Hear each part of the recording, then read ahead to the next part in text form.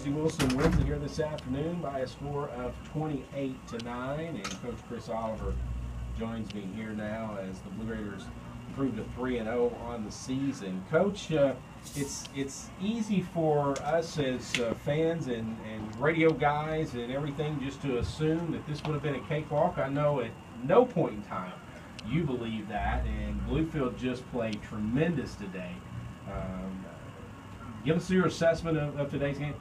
Well, I give them credit. We thought that there was a good chance they'd come in with confidence after last week and playing Faulkner tough. And you watch that Faulkner game and you just didn't know what to make of it, because Faulkner didn't give it away and Bluefield was right there. And I think we know now that Bluefield is really improving. So can't say we're shocked about that. Now at the same time, we just weren't mentally ready to play on offense. And I go back, we had a really good week of practice. I mean, you can't go back and second guess that. We had a really good week of practice. Felt like our defense played pretty well today. Would have liked to play the pitch man and play assignment football a little bit better. I didn't think we pursued as well as we should have in the first half and get multiple guys there. But overall, our defense played well. We put them in some tough spots, and they got off the field. But our offense just mentally, we missed a motion on play 2. Missed some easy protections early on, nothing magical that they were doing.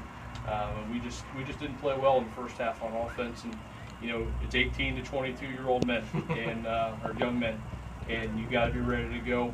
And we talked about when you're ranked number 3, you're going to get people's best efforts, and we just weren't quite mentally ready to go today. You chalk this one up as an anomaly, just one of those things that just happened because your focus was the first 2 games out has been so good. Yeah, well, you'd like to think it's an anomaly, but at the same time, you have to learn from it. Right. So it's not one of those you just throw away, and I know you know that with your question.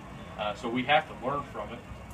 It's better to learn in an ugly win. And, we're at a point in our program where a 19-point win, we can say is an ugly win. I mean, we've come a long way, but we didn't play our best today, and we didn't even play good on offense until late in the game. So we've got to get better. There's no doubt.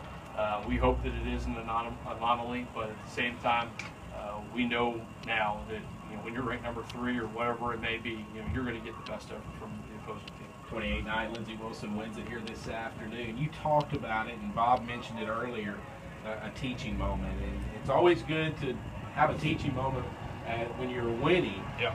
I got to think this is going to be one of those things where you can use throughout the entire season. Well, I'd like to think so. And if we don't learn from it and grow up, then shame on us. So I think it's something we will draw on an awful lot. I'd like to have a bye week a little bit later in the season, but at the same time, this is probably a well-timed bye. We got a little bit dinged up today. They were a physical football team up front, and when you hope we've got some things to work on and freshen up next week and then be ready to go against Union. You didn't run the ball as well as I think you thought you were hoping to run the ball today. Did they do a good job of stopping that, or was their offensive line just not you said your offense was off sync. I guess that includes the offensive line. Yeah, it's one of those things that, until we watch the film tomorrow, it's tough to say if it was because of us or due to them making good plays. The inside zone run play is our bread and butter, and that wasn't consistent enough for us today. In the middle, Joe Fonz, our starting center, all-conference center, didn't play in the first half, and he rolled his ankle pretty good on Tuesday at practice. And, he didn't play until the second half, and that probably helped us a little bit. But the guy who was in there for him is more than capable and made some good plays. So we've got to get healthy and we've got to play better. It's one of those things. It's probably a little bit of both. Credit to Bluefield. At the same time, we didn't execute the way that we should have. You talked about your defense. The Bluefield entered the red zone 4 times. They were inside the 30 and didn't make it the red zone, but right inside the 30 3 other times. That's 7 times they're in the red zone and come up with 9 points. Your defense, they stood tall when you needed them to do it the most. Yeah, that's exciting. And like I said, we put them in a lot of bad spots on defense. And for us to do the things that we did and come off with single-digit points, that's exciting. And a lot of their drives were pass plays on the outside. And when you play Bluefield or a team like that, you better not let them beat you with a run. And I looked, they had 145 rushing yards, 51 carries, so you're looking at less than 3 yards a carry. They had a few big runs, they popped. They had 1 3rd and 10 where they ran it right down our throat and got a conversion, and that one hurts. But we did a good job against the run overall. and a lot of their drives were those short passes in the middle of the field and outside. And those things are going to happen when you're playing good run defense. But hats off to our defense for getting off the field at some critical times. Adrian Pope came in as the reigning Mid-South Conference Player of the Week. You got him to 63 yards today. Did a good job on him. Yeah, 4.5 yards a carry for him individually.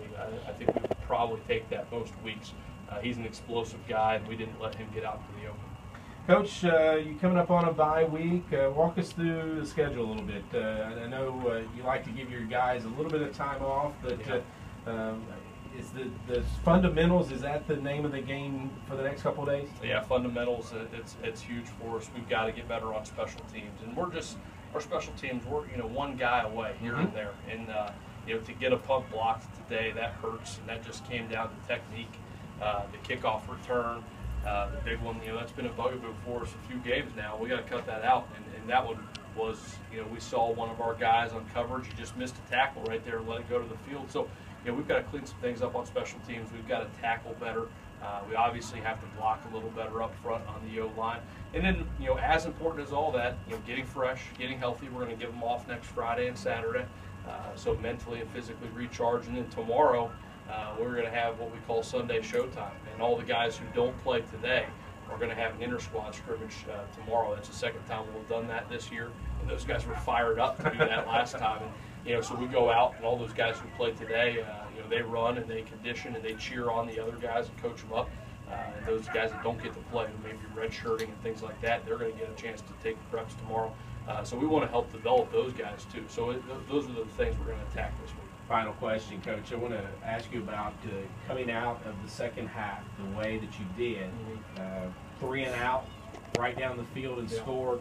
That was huge. And then I guess followed up with what you said to the guys at the very end when you had them down the field. Yeah, we came out at halftime ready to go, and we challenged them up at half. It probably wasn't a real fun halftime at least from a head coach standpoint. And then we knew what we're capable of doing. Our guys responded well. They came out and they knew what we weren't doing well. They know well enough, and they responded well. Hats off to the guys for coming out and being ready to go.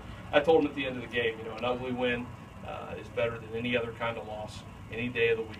And are we pleased with overall how we played? No. Hats off to the defense for getting off the field and keeping us in the game.